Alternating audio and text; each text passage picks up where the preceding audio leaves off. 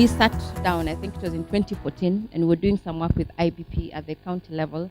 Actually, it was under HIVOS.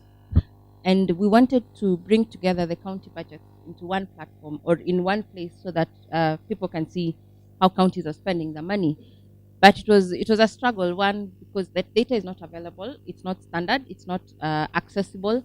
So really, that made us think, how then can we promote data to be available and to help other organizations use that data? So we've been thinking about this for the last, I think, 3 years now. And what we've done with the Spotlight, which Steve will take us through, is now we are overlaying socioeconomic data onto financial data so that we're able to see, so actually, do resources go to where they're needed or where it's required?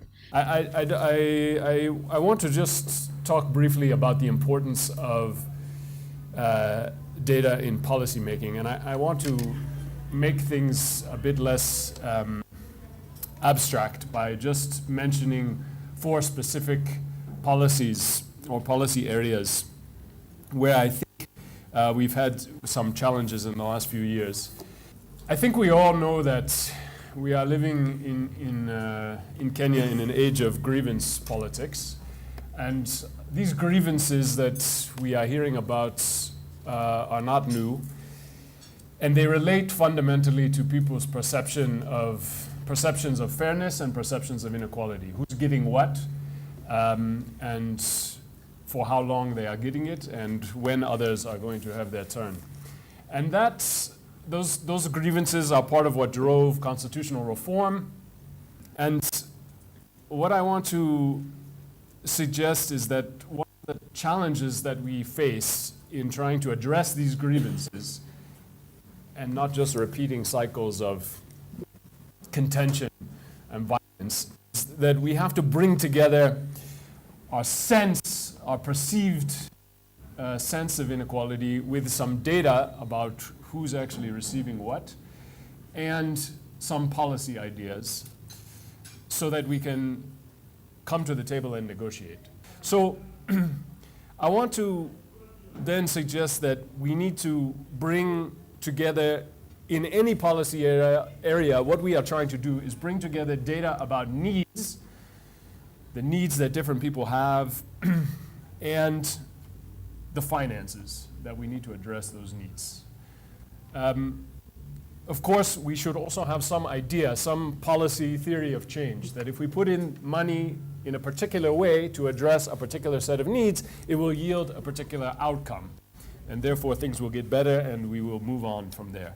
So we take needs, finances, and some theory of how policy works, and then we get change. That should at least be how things work.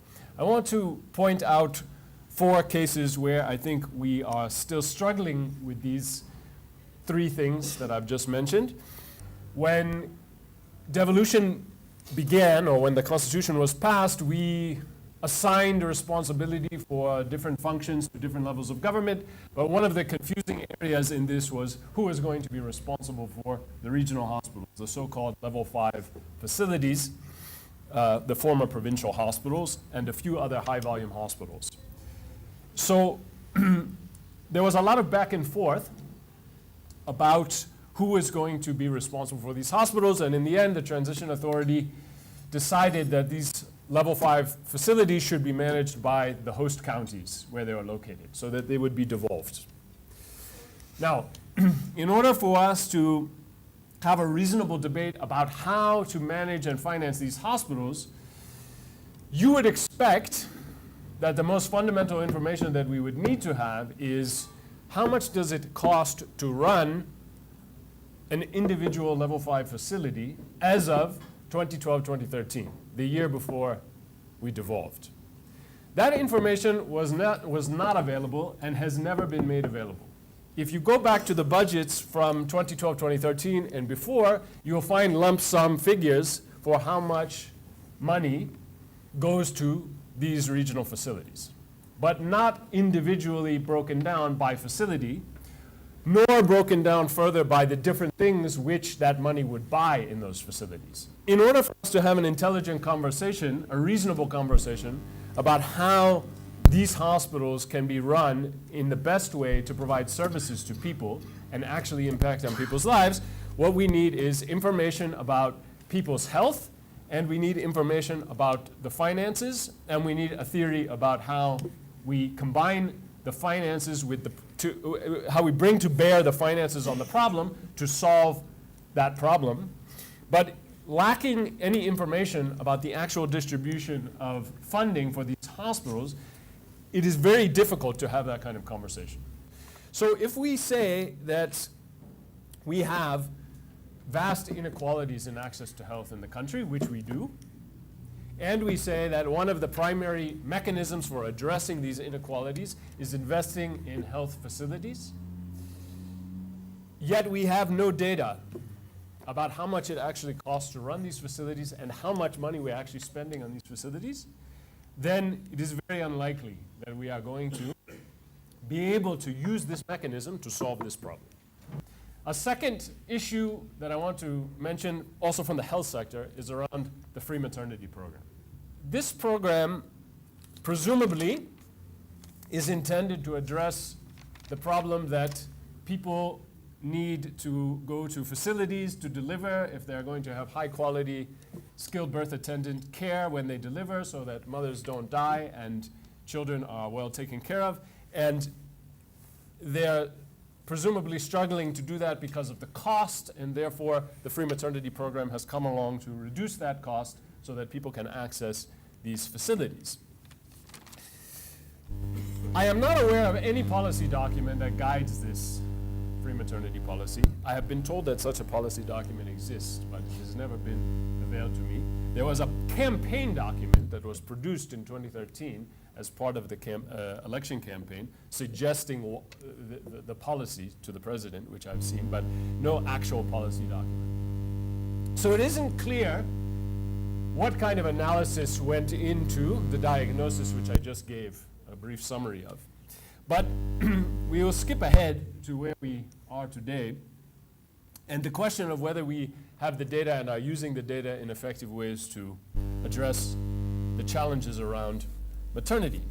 If you look at the 2017-18 budget, you will see two things of interest. One, the government has claimed prior to that, but you can see it again in in last year's documents, that access to skilled birth attendants has increased in Kenya from 44% before this policy was introduced to 66%. A couple years after the policy was introduced, to 77%. But you will also find in the same documents that the target for in-facility births with skilled birth attendants is to rise from 59 to 63 in 2017-18. So we have either already surpassed, you can see that these two sets of numbers were generated by two different people, or two different random number generating systems, because 5963 doesn't follow the pattern of 44, 66, 77. But in any case, we are either targeting 63% this year, or we have already reached 77%, and surely we are not targeting 63 if we have already reached 77. So if we need to have information about needs and finances and the theory of change about policy, then we have a problem on the needs side here already. The policy was introduced fully across the country 5 years ago, free services. Why are we only at 77% today? If, in fact, the main constraint for mothers to access services is the cost of those services and facilities. It seems extremely unlikely that that is the only constraint on accessing these services. Otherwise, we should be at a much higher number by now. If our theory of change, and I can only intuit what our theory of change is based on the policy, because there's no policy document, but if our theory of change is that the only thing that is stopping women from accessing these services is cost at the facility, it doesn't seem to be a rich enough theory about how things are working or not working. So we, again, lacking important data and a sufficient theory of change are not able to actually address this problem, and we will not address this problem. The third area that I want to mention is the equalization fund. We attended a meeting that the CRA had held on this question of how to revise the marginalization policy. And there was quite some debate about how this policy should be used. And one of the things that was said is that the purpose of the equalization fund is that it is a catch-up fund. If you read the Constitution, the equalization fund says that this is to be used to bring services in marginalized areas to the average level enjoyed by the rest of the country. So there's a reasonable interpretation that that is something like a catch-up fund. However, we have a problem. And the problem is, if you talk to most people, they will agree that this equalization fund is one of the most important tools that we have for addressing marginalization. And it all sort of fits together, right? It's supposed to address these capital backlogs in the catch-up fund. It's based on a marginalization policy, and it's called equalization. So it sounds like it's going to equalize. The problem is that there's very little money in this fund. So we are talking about now the cumulative amount of money in this fund is getting to 20 billion for all the money from the fund that hasn't been spent since 2010. 20 billion is very little money in the grand scheme of things. When you think about the amount of money that goes to counties each year now, which is on the order of 300 billion, 20 billion is very little. And that equalization fund money is growing at a very small rate because it is a very small fraction of the budget. So why do I bring this example? Because the expectations that we have for this fund, that most people have for this fund, are completely out of order with what this fund actually contains. Ask yourself, what is the capital backlog in this country that would allow the marginalized parts of the country to catch up with the rest of the country, and whether 20 billion shillings is the order of magnitude necessary to achieve that kind of catch-up. So we have this discussion that goes on and on where we are talking about who's getting the money and why haven't we gotten the money and where's the money going and why isn't my county part of the 14 counties that's getting access to this fund. But imagine if all of the counties, because by the way, all of the counties are marginalized and they all want to access the fund. Imagine if the 20 billion was split between 47 counties and not just 14 counties. Then how useful would it become? So this discussion is divorced from reality. And why is that? Because we have a fundamental asymmetry between the needs and the financing. If you're actually realistic about the needs, and then you look at the financing, you will see that these two things don't speak to each other. And therefore, the equalization fund cannot be used in this way that it has been purported to be used, and we are having a meaningless conversation. So data about the actual needs, what it would take for the marginalized parts of the country to catch up to the rest of the country, if we had that information, it would help us to have a more realistic discussion about what the equalization fund can do and not do. Our view has been that this money should be used to target the most marginalized sub-county areas. So let's take this down further, say, to the ward level, and identify the most marginalized wards. Because if we identify the most marginalized wards, with this small amount of money, we can actually do something in those wards. But there are many people who are arguing in this discussion that we're having that this was not acceptable and that this money was for counties. And the problem is that when you can make that argument, but when you make that argument without connecting it to the actual amounts of money and the needs that you're talking about, you are able to make an argument without connecting it to the fact, at the end of the day, what you are saying is that we are going to give 100 shillings to each person in 14 counties, and they will magically catch up with the rest of the country. Not realistic. Okay, I want to lastly mention something which is related to this and comes out of also from our discussions on Tuesday. John presented information on the distribution of the roads budget. And how, so there are many gaps in the data that we have about how money for roads is being used in the country. There is information in the budget about the distribution of roads projects, although some things are not distributed. And that's what John presented. But the question we should be asking is, suppose that we have all of the information about how roads are being distributed. How should road money be distributed? What is the criteria by which it would be most equitable to distribute the budget for roads? And the fact is that we have no idea how to answer that question. No information has been provided about the criteria that we should use. So you might think, going back to what I was saying about the equalization fund, that the main criteria that we should use to distribute funds for new road construction is the capital backlog. In other words, we look around the country, we see who has roads and who doesn't have roads, we see who needs roads, and we do a calculation. We create some kind of index of people's relative access to roads, their need for roads, and we put money in those places where that index is low. That is, places where people don't have access to roads relative to the access that other people have. This would be some measure of the capital backlog. And this is the kind of thing that would be used by an investment bank or some other kind of, an infrastructure bank or some other kind of policy mechanism that would be trying to resolve historical inequities and inequities in access. Where is that information? We are often told that these discussions are so technical and it's so difficult. And there's nothing technical about any of this. Basic questions. What is the need? What is the financing? What is the theory of change by which the financing addresses the needs?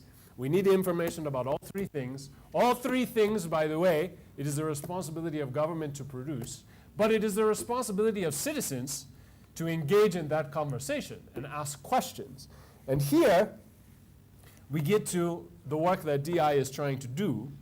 And you can see that what they are trying to do, at least, is to bring together the data on the financing with some of the data on needs so that the public can also engage in this conversation, try to bring together information about needs with financing and ask the right questions. But also, if the information that we need is not there, which it isn't in many cases, this looks very nice, but we all know that there are lots of data gaps, and some of the data is also very outdated, that if it is not there, active citizens will demand that it be there. It is only possible for a government to take hundreds of billions of shillings, distribute it willy-nilly across the country without telling you where it's going and how it's addressing the capital backlog in your country. So it is our responsibility to take whatever little data we have and begin to ask questions and put pressure on government to answer those questions. We are an international independent organization and we work primarily around data use, and this data use is specifically for helping to effectively target interventions that would reach a need on the ground. So what the Development Data Hub is it's a portal that allows you to overlay socioeconomic indicators together with resources going to the ground. So you're able to see whether the money is actually meeting a need on the ground, or it's, if your health indicators at county level are really good, but your education socioeconomic indicators are really poor. When you look at the budgets, you expect that the county would be focusing a little bit more on education rather than health. But basically, that's what the Data Hub wants to do. And what we're trying to do with the Spotlight is highlight the geographic disparities that is masked within national statistics. So Kenya, according to the last publicly available data set, the national poverty headcount stands at 45.2% of the national population. But this does not translate very well when you look at it subnationally. The areas where people are really, really poor and the areas where they are not, it's not so bad. The top 10 poorest counties in Kenya actually average almost double, no, not average, the actual figure for poverty headcount is almost double the national average. What the Spotlight has, the socioeconomic data that we have are centered around 5 key themes. So poverty, vulnerability, population and demographics, education data, health data, water and sanitation, and now the county resource profiles. The Spotlight on Kenya is hosted on our data platform. That's data.devnet.org /spotlight on Kenya. So the first page you land on for Kenya is our visualization on poverty and vulnerability characteristics subnationally. So it's true to form. Basically, everyone knows the northern, northeastern areas of Kenya are quite underdeveloped, and the data backs this up. So we have here, we have the poverty headcount. We also have the poverty gap. But the interesting one, I think, is also the HDI. When you're talking about inequality, you will find that the poverty headcount and HDI figures actually mirror each other. Those areas where you would think are marginalized in Kenya are actually marginalized, and there is data to back that up, and that's the northern and northeastern areas. We also have demographic population characteristics. So total population is based on the 2009 census by county. You also have the density and the rural-urban population split by county. So when you look at this map and you see how densely, or rather, certain areas are very less densely populated, and you want to understand a bit more where are these people staying who are in those less in the less densely populated areas? If you do that, you'll find that most of the people living in north and the northeast of Kenya actually live in the urban centers rather than the rural centers. Rather than rural areas. And for health, we have also quite a bit of indicators. But in general, it holds true to form. Areas that are considered urban and developed have generally really good health indicators. So this, for example, is for a proportion of the population that had a skilled birth attendant during birth. And the central and western areas of the country generally perform really well. In fact, the high figures above 85, some 99, others are 100%. And then you go to certain areas and you find 25 in Marsabit, in Samburu 22, Wajir 21. So there are services that are needed in these areas that are not being, there's a need that is not being met in these areas. There is a slight challenge with how budgets are released by counties. So if you look at 2017, you'd think only, I should not think, but we have data from less than 15 counties presented up there. This is proving to be a challenge, and we are hoping from now, and once we start engaging a bit more with the counties, government starting from tomorrow, we will be able to fill some of these gaps. So if you're interested in finding out how your county is performing, how they're spending their money, just go to the Spotlight and then check it out. I have Alkad from the Open Institute. He'll tell us a little bit more about OI. We have Flo Florence from the SDG Forum, and I have Dr. Alex from the East African Institute. And I think I have a couple of questions for them, and I know you'll also have some questions for them. So, Flo, maybe tell us a little bit more about the SDG Kenya Forum, what you do, before I go into the work that you do around the SDGs. specifically? Thank you. So my name is Florence Evo. I represent the Sustainable Development Goals Kenya Forum. This is an initiative of non-governmental organizations that came together in terms of a coordinated approach for sustainable development goals. I think one of the visions we had and we still have was the fact that during the Millennium Development Goals era, we had a lot of loopholes in terms of coordinated approach for the MDGs. So just one of the things that we thought we could do better is come together as civil society through a platform that could bring all of us within the different sectors. Because again, the issues of silos also existed a lot, where you find, I know like Kanko and the health-related sectors always just doing things but by themselves. You find people on peace and security, on gender, and on all these other water and sanitation, on all other aspects of the SDGs. So the main idea and still is to have a coordinated approach where we can come together to build partnerships and also to ensure that our issues of implementation, both at national and county levels, are well articulated in terms of just coming together in terms of partnerships and also ensuring that collaborations also exist in this particular sector. Thank you. So, Flo, I know you talked about coordinating SDGs at the grassroots, but I want to know what is the place of data in the forum and what are some of the biggest challenges, and maybe you can also touch on some of the solutions. Oh, thank you. That's a very good question. I think one of the things that we realized, even when we were coming up with maybe the things that we could do as a platform, because the idea is individual organizations have a lot to do by themselves, but there are those things that need to be done in in unison or in networks or in platforms.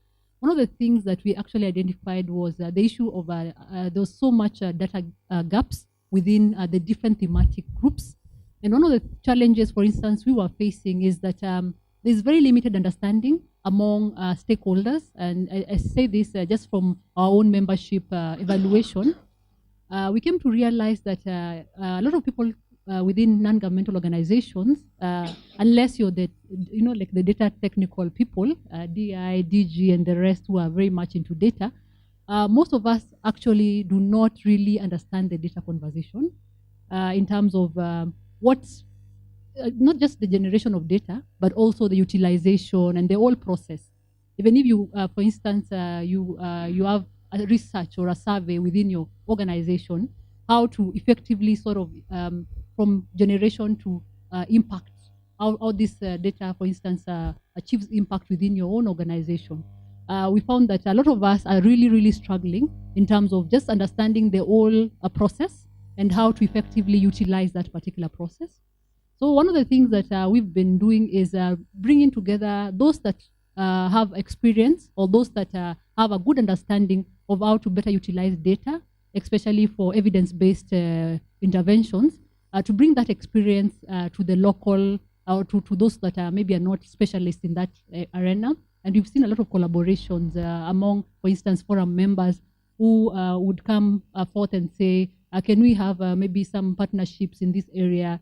Can we have an understanding? Can we have capacity building? How do we furthermore sort of push this whole conversation apart from generating surveys or coming up with grassroots data? How do we utilize this for policy advocacy? How do we utilize this to come up with programs that have impact for communities?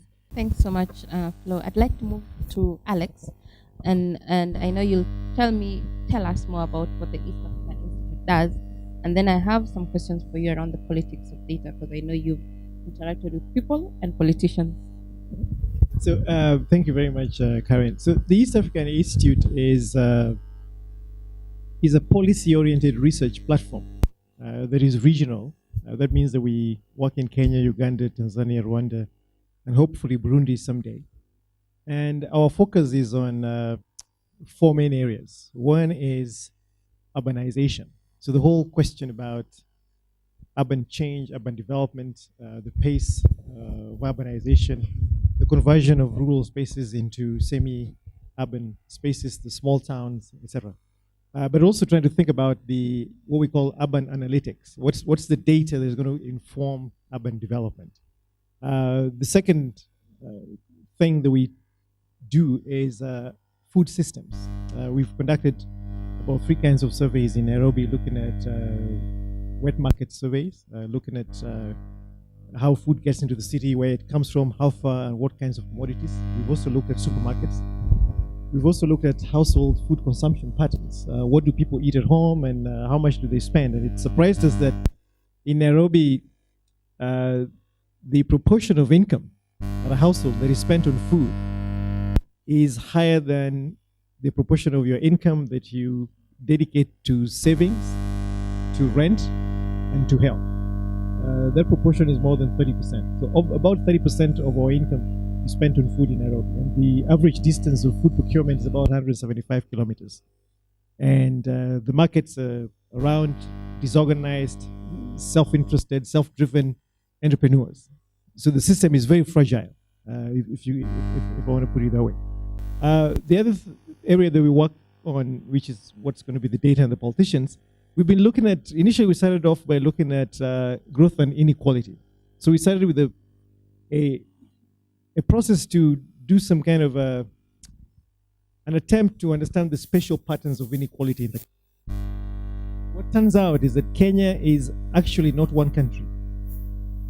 We have 5 countries in this country that are distinctly different, from GDP to all of the human development measures. There are 5 distinct countries, very, very different from each. But our model is really how do we do good research, bring the evidence to public conversation. We are just the people with the evidence, but the evidence is not important to us. It is important to the stakeholders. Now looking at the sub-national, at the county level, do we see the same patterns of inequality? For instance, there's a ward in Kiambu whose, on most indicators, is worse than the average for Turkana in terms of infant mortality. So while you're sitting here saying Kikuyus have an advantage for over 60 years, it's not true.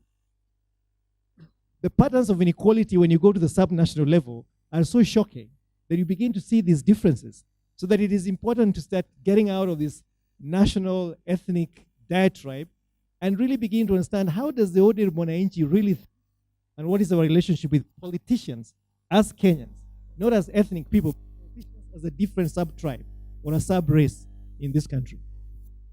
Thanks for that, Alex. And actually, I'll pick from where you stopped in terms of politicians. What is the place, a country like Kenya, where we are now, what is the place of data in trying to tackle inequalities and poverty and eradication of poverty? Yet it appears that politics is playing a bigger role. That's a very interesting question, because that's what Al and I were talking about. And we said, okay, so you can have data, you can have evidence, you can have all the things that you think when you line them up, and you have, as Jason put it, a reasonably plausible theory of change that you will then get certain outcomes. So, say for instance, you're trying to influence maternal mortality or child mortality. But politics really is about who gets what, where, and why. So it is actually the engine, is a mechanism of distribution.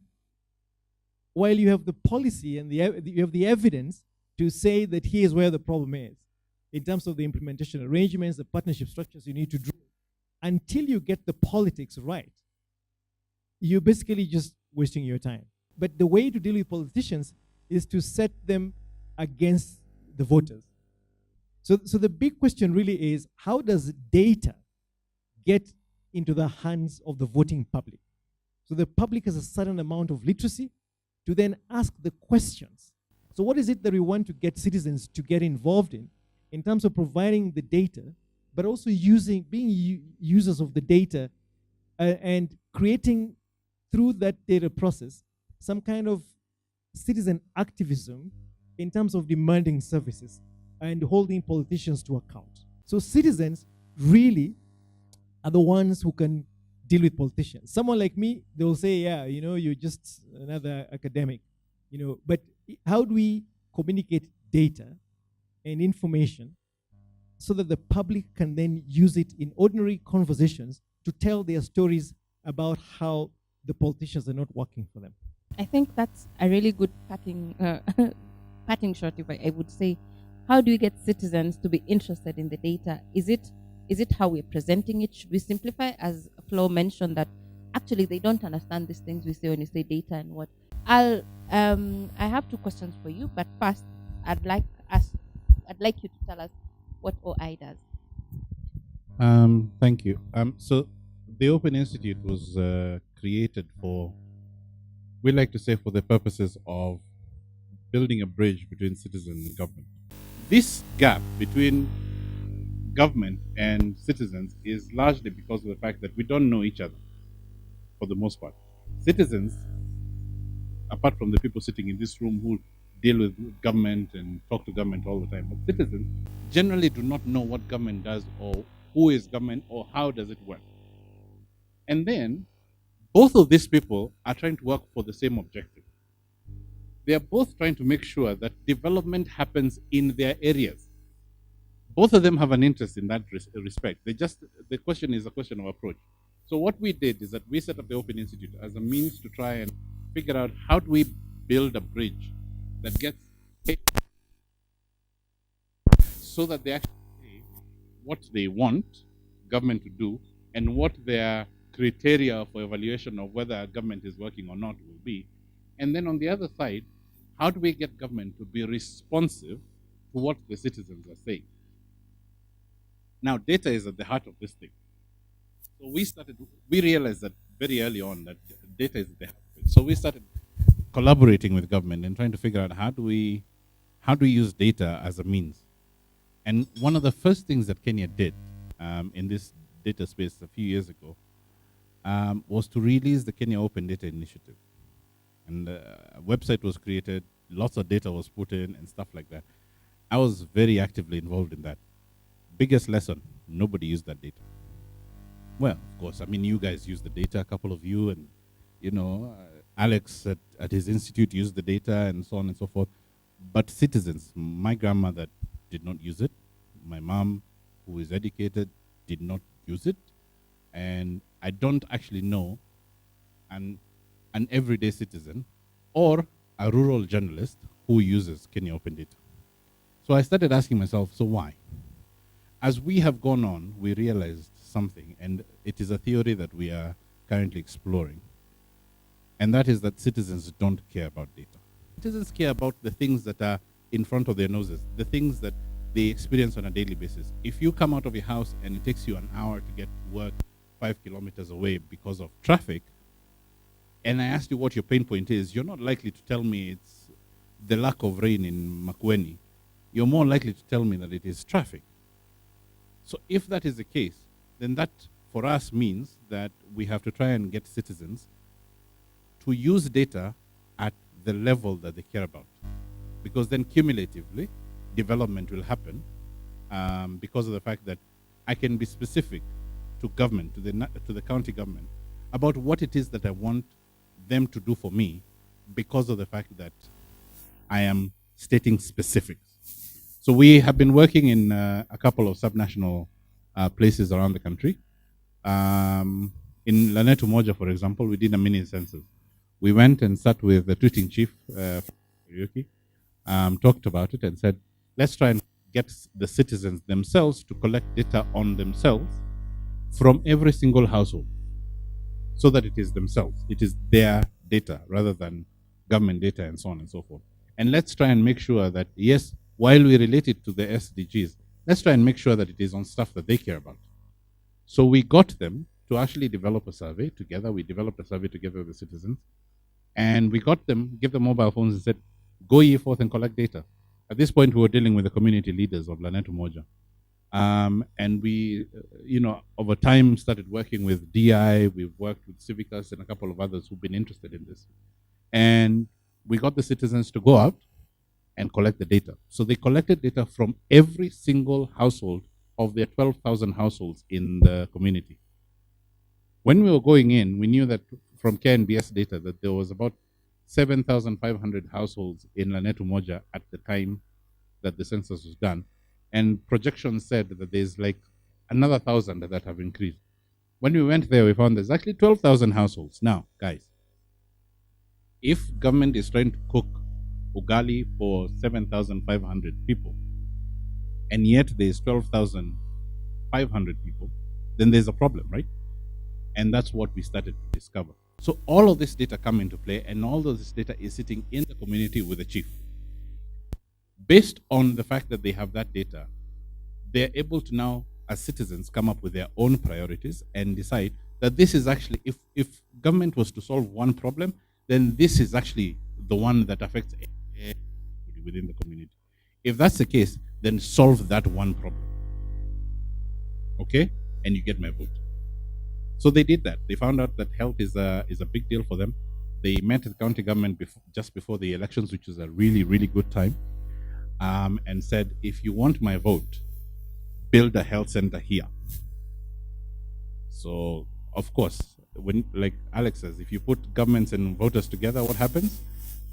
Government acts. So government said, okay, but we have a problem. We don't know where to put the health center because we don't have land in your area to put the health center. The citizens said, wait, but we do have land because there's a cattle dip. Do you guys know what a cattle dip is? There's a cattle dip in the area that we have not been using for a long time because nowadays we do zero grazing.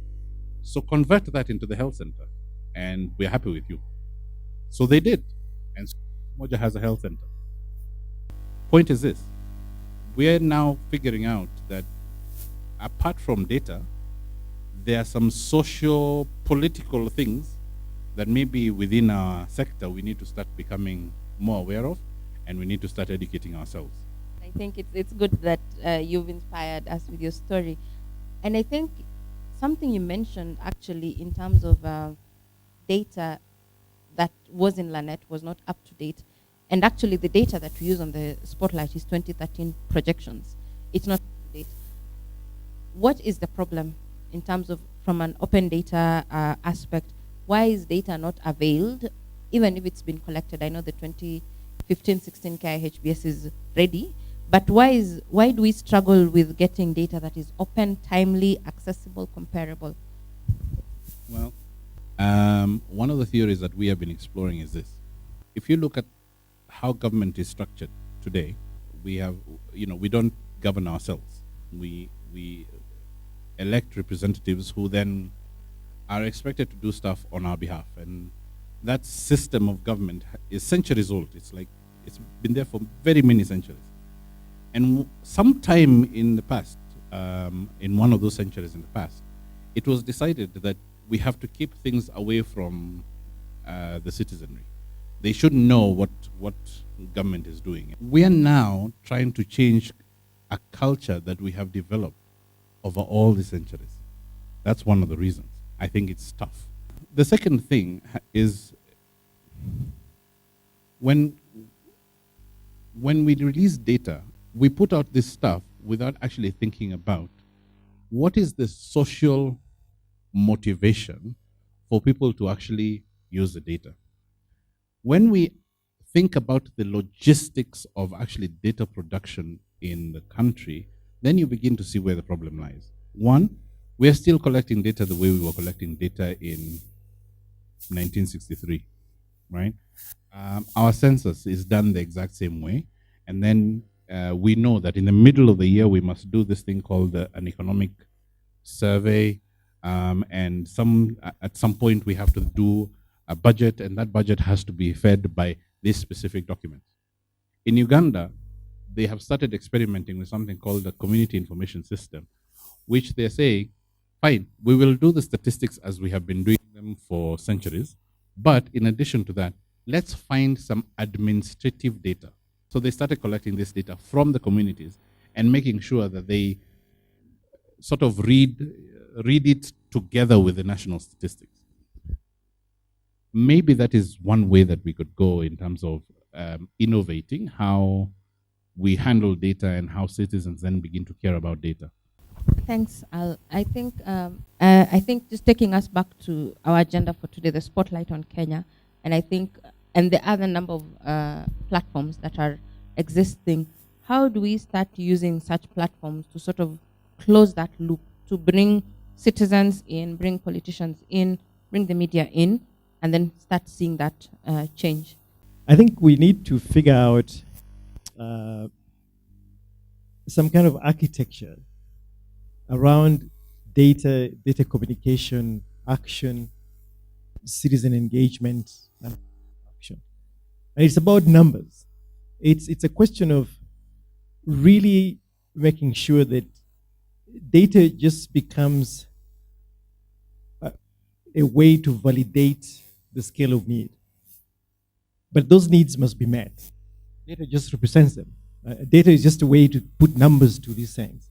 So we get to a point where we can engage citizens in a conversation about their needs, and then plot from those needs to the solution, and then figure out in that journey who else do we need in the conversation, and who else then means the political actors, but also the other sectors that are important to that. So I'll give you a very quick example. We have implemented free primary education since Kibaki's time.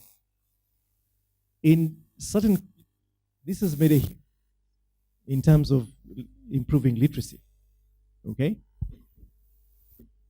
Many parts of the country, you'll see the numbers have gone up. Every cohort of class 1 is, this time we hit 1 million for the first time. 1 million kids start class 8. But if you look at the enrollment, 8 years ago, for this cohort that just finished, it is not 1 million. It's probably about 1.3, 1.5. Where are the other kids? Now you want to start tracing these kids. Not all of them live in Kiambu. They're in Turkana, they're in Marsabit. So you're looking at number of kids who are out of school, who started, who enrolled, but did not complete. Twaweza has a lot of work on numeracy and literacy tests across the country. They tell us that there's a correlation between numeracy and literacy between grades 1 and 3 and the level of a mother's education. And this has been consistently demonstrated over the time that Twaweza has collected this data. If you go to Turkana, literacy is less than 6% among married women. So what we're basically saying is that those kids are preordained to fail, those numeracy, because it's consistent, the data shows that. So if we're implementing free primary education, that policy must be bundled with adult literacy classes for the mothers so that they support the kids to learn. So it is this differential understanding of what you need so that policy is effective. So it is getting the need and then mapping those needs and then create. So in that process, then by understanding all these things, you understand the theory of change. The theory of change is not that free primary, that the only thing that stops kids from going to school is tuition. Tuition is not the barrier to education. So what I'm trying to say is that we really need, as a data community, to find a better way to communicate with government. My biggest concern is that if we do not get right this conversation, the data conversation, especially for the Sustainable Development Goals implementation, then we will still go back to the years of failure in terms of what happened to the MDGs and coming back to the same sort of platform of missing out as a country, and even more importantly as Africa. I say this because when you look at the 17 Sustainable Development Goals and all the targets and indicators, there's so much that needs to be done in terms of getting right, if it's on water and sanitation, all those indicators, providing timely data, and the issues of reporting, monitoring, and evaluation. And when you look at Kenya, for instance, when we've interrogated this through Kenya National Bureau of Statistics, we see that there's still a lot of gaps. And these gaps, most of them, when we interrogate further, the conversation is more that we need to demystify the myth, especially at a national level, where from the government perspective, it still looks like the topic on data is a huge burden, especially in terms of financing. I say this because I believe strongly that we, from the non-governmental sectors, we have a very huge role. And this time around, what I'd want to see, because as I said, I think I'm speaking to many data experts, is for us to see tangible solutions or ways of engagement.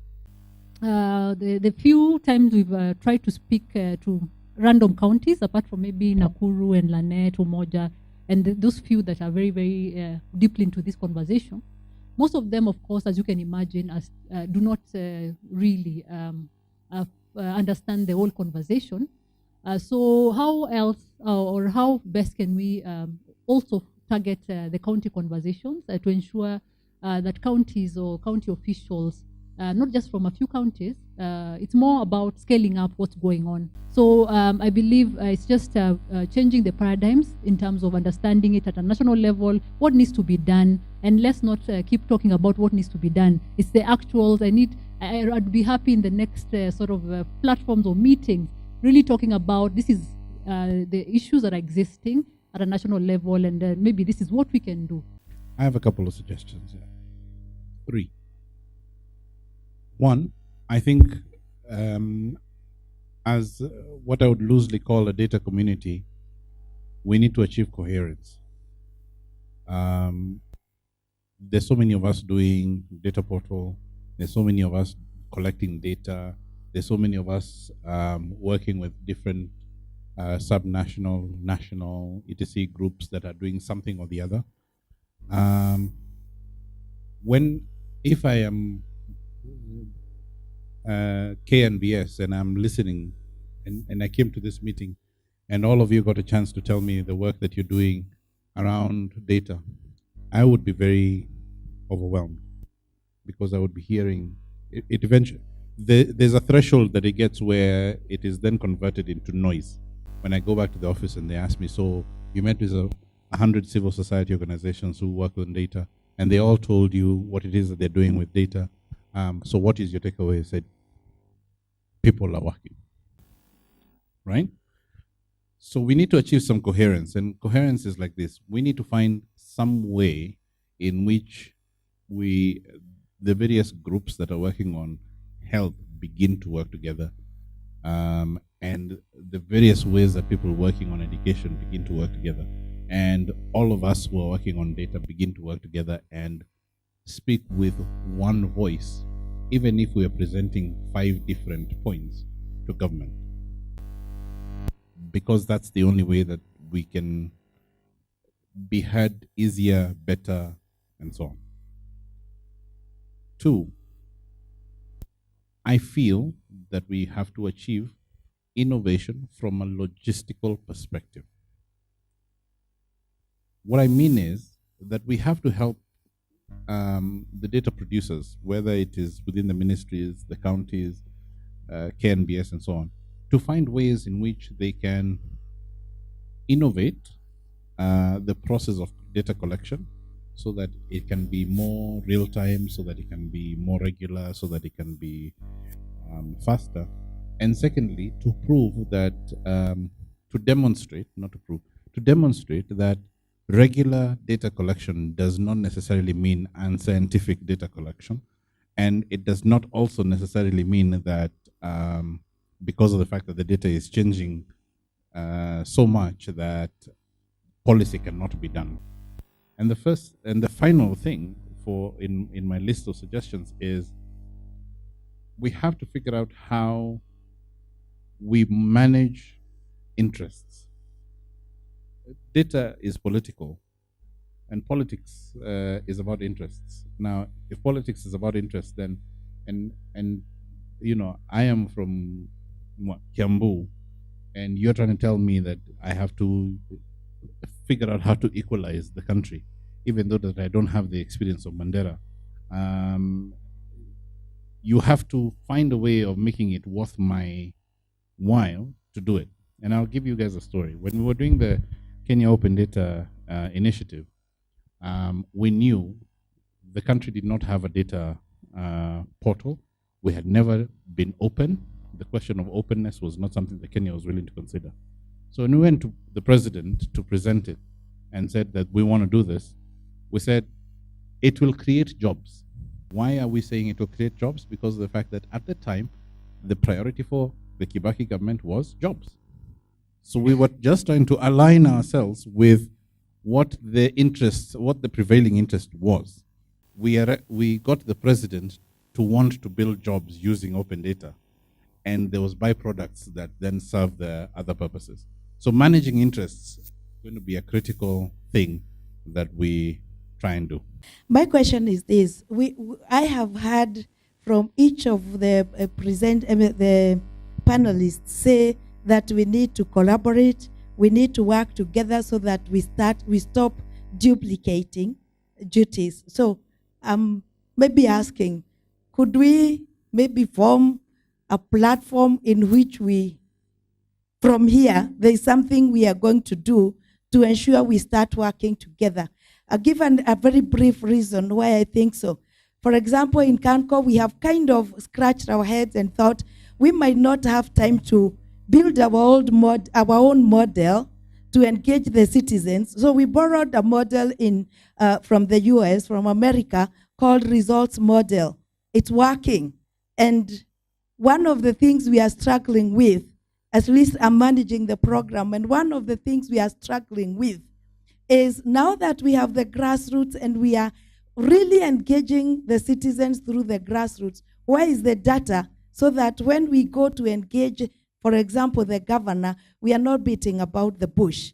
And that's why I was asking about Elgeyo Marakwet. I can't wait to go and start a grassroots chapter there, because data is already on the table. I don't need to think when I need to go and do. So I think, actually, I wasn't coming to this forum today. I've been in the week, Monday, Tuesday, Wednesday. Then I thought, Thursday is about data. What does that? Then in the morning, it just occurred. This is the data group that can give me what I need. And I want to say, for example, Turkana. We have gone on the ground and gotten representatives, grassroots in every ward in Turkana. In the Ilodua, we have champions in Turkana, teachers, clergy, etc. At national level, we have professors, we have businessmen who are living in Nairobi, but their birth county is Turkana. And when we engage them every month, we meet, each group meets for 2 hours only each month to address an issue. By the time we are addressing this issue, we should have data.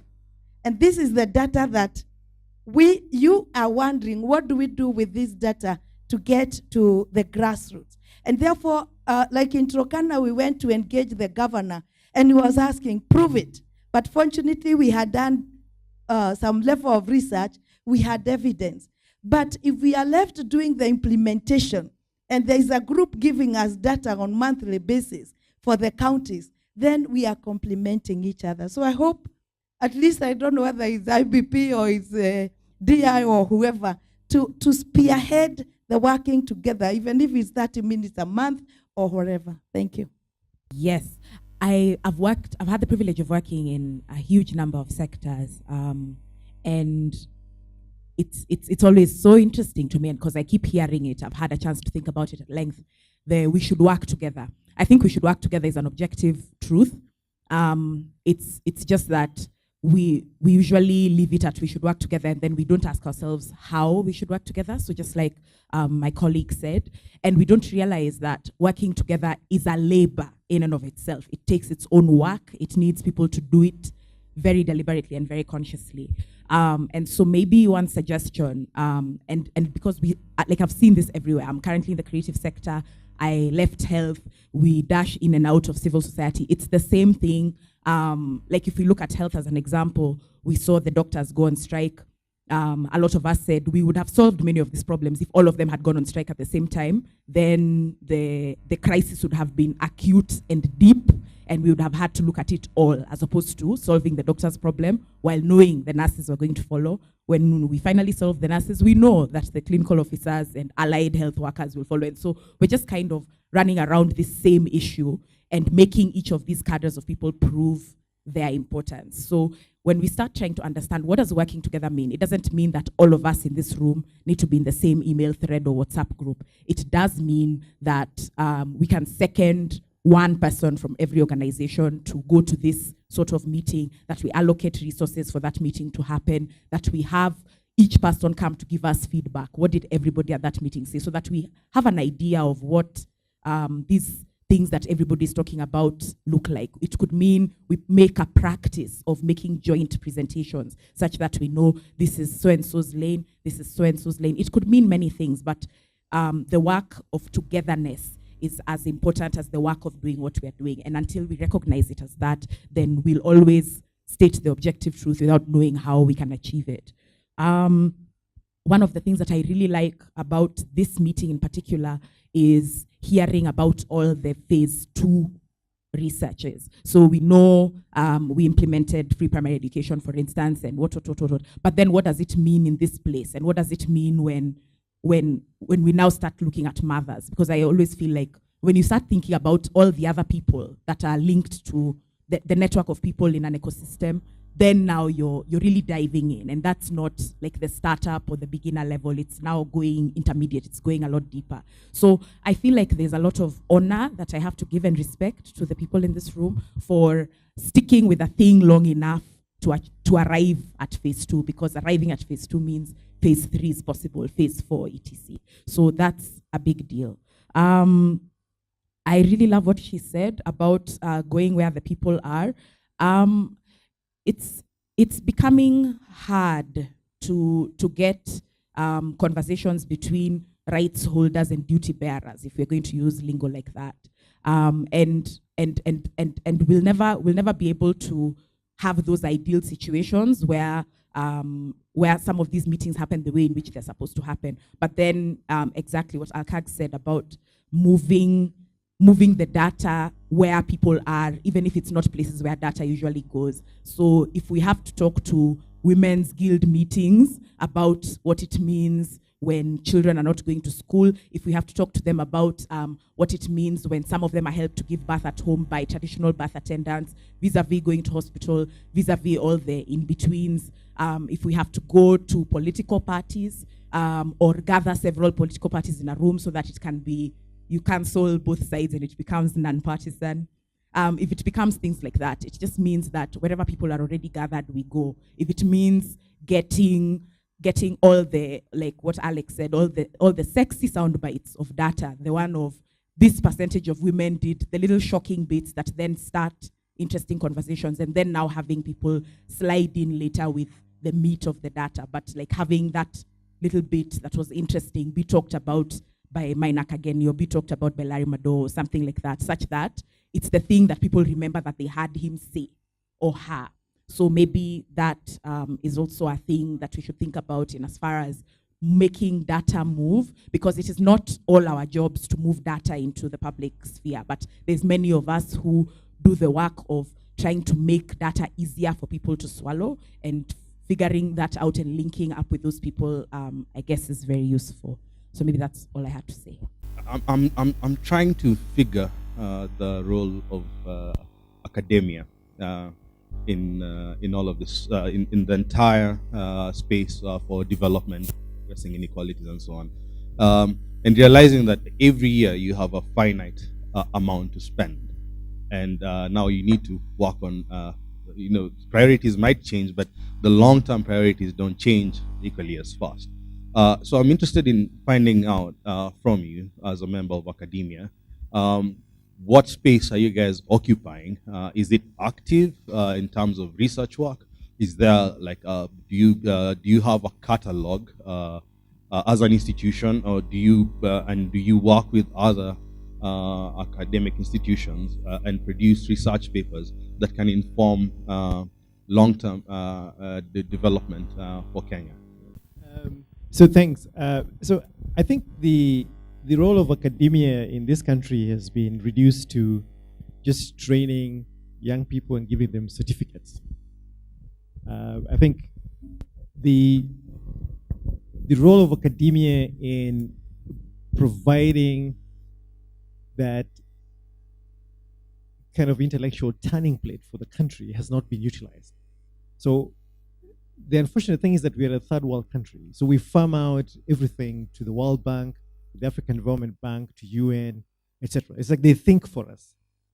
And if I went to the Ministry of Finance and put something on the table, they'd be a little skeptical about it. But if IMF put something on the table, they'll read it.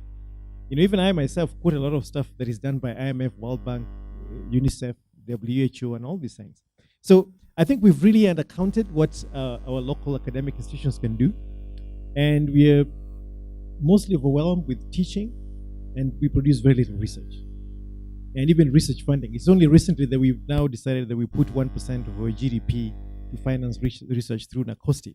But that process is still a little tricky in terms of finding active academic researchers. Okay, there's a lot of professors in universities, but can they be effective researchers? That's a big question. But so if you look at the way we are structured at Aga Khan, we are trying to deliberately respond to that need, where we're saying that this ivory tower thing has to end. That's why we've created this policy research platform, which is the bridge that now takes this excellent academic research, creates a policy relevance for the research that we do. Because not all research is policy relevant. Okay, I remember when I did for my PhD, would bore the hell out of you. But that's the business of academia. But now, how do we make sure that we can do that translation from all of these things and make sure that it is guided by what is important for communities? So I think this is where we must find relevance. And then also, inter-university collaboration is very weak. Again, because we are not well funded as a public university system. So that to collaborate with JKUAT, for instance, we can do it as Aga Khan because we can put some money on the table, and with other universities across the region. But between JKUAT and Nairobi University, for instance, it's very difficult unless they get an NACOSTI grant or they get an Inter-University Council of East Africa grant that requires collaboration among universities, or the British put some money on the table and they say we need at least 3 or 4 universities collaborating together. But it is not something that we do by ourselves. But I think the biggest thing really is the public understanding of the role of universities, but also the government, the politicians appreciating that we're putting so much money into these institutions. We should start demanding something from them. What is our university doing for us in terms of solving problems? Like Nairobi has so many problems, 1 million of them, but there is every university that is registered in this country in Nairobi. But they all just do other things. They train a lot of kids and a lot of adults in the evening. That's why they're here, because this is where the money is. They're chasing after the money. They're not trying to figure out how to partner with the public sector, with civil society, with the private sector, to then co-create solutions, and even with communities for the citizens and the publics that they deal with. So I think this is our real big problem. But for us as an institute, I think the brilliance of our architecture is that I'm a member of the Faculty of Arts and Sciences, even though I'm the director of the East Africa Institute. And all the appointments into that professor level would have to be joint appointments with an active teaching and research faculty in the university. The East Africa Institute is where you come to do the policy relevant research. Okay? So there's a difference there. So we're trying to say we have to serve a critical public need, which is creating public goods that actually solve real problems. And the areas of research that are outlined are not driven by donor research. We have our own internal money to basically stay on these things. So we'll be staying on these things for as long as the university is alive. So we'll not shift from big data and data analytics because there's no donor for it. We'll find internal money to bridge the gaps and actually create that consistency in terms of producing these things. So for us, it's a long-term commitment. But I think as tax-paying Kenyan publics, we need to demand the same level of engagement